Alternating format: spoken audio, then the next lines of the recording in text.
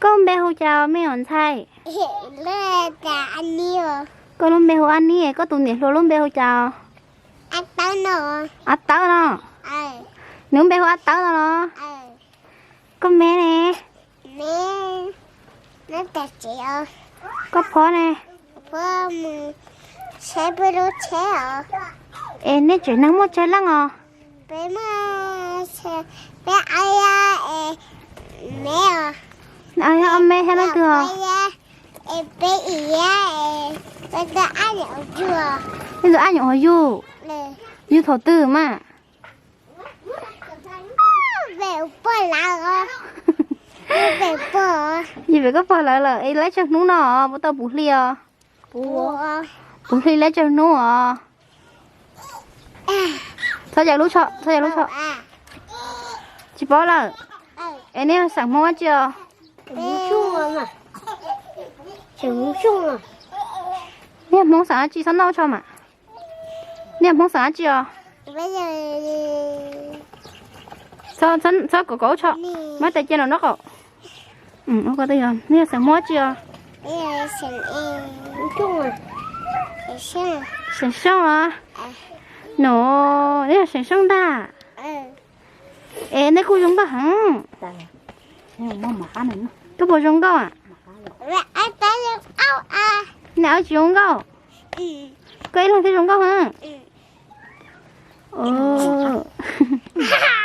mẹ muốn tao xia đó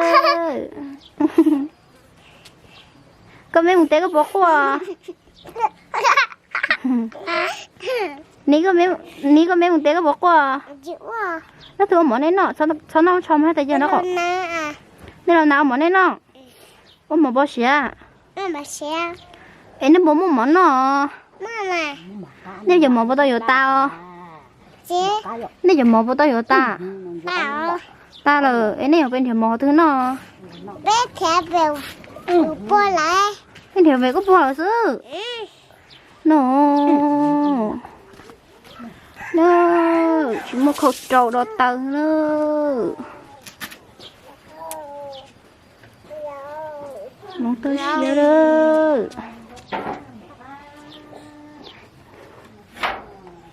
sao nó tệ có bông khi khó nồng Chị xe. có chị xí khó nồng có bà sắn không à Sao? có tôi chị xí cho có xả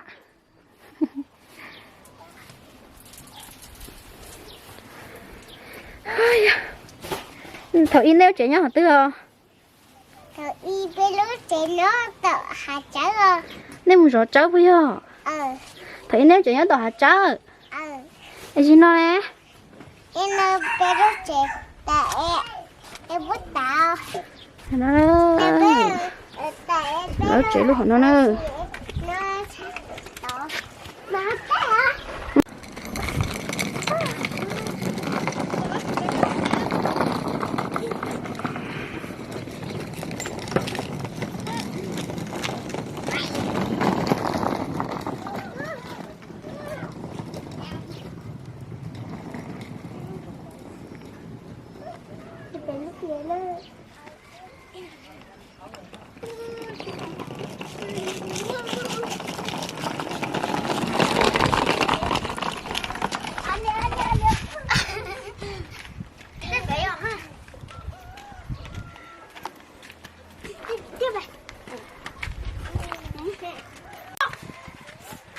em muốn chị lo mấy ở đâu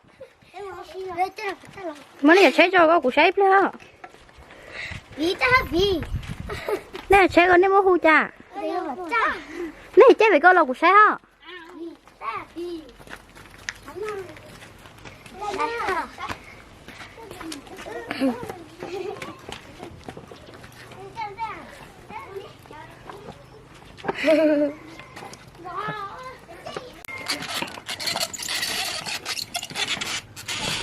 nó mẹ giờ chơi trên tông nữa chơi cho kẻ nó đu ta lì lửa thôi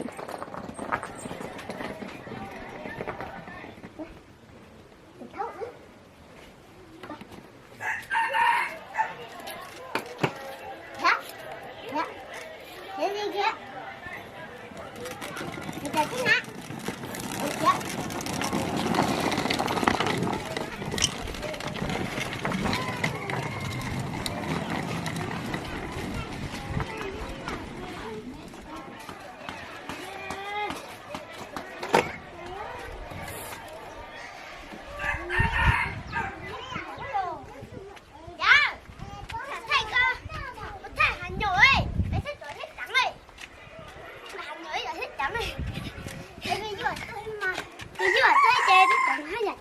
ơi. Bên đâu vậy? Lên rồi đã. Lên chưa? Đỡ bụng hết.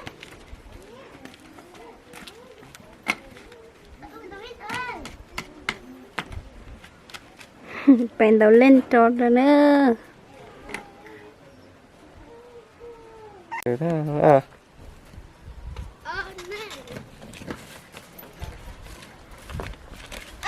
Muốn chơi chị Lan có muốn nè. Có muốn nè, muốn chơi chị Lan em chụp bà mua. Tắt để coi. Cái lỗ quá.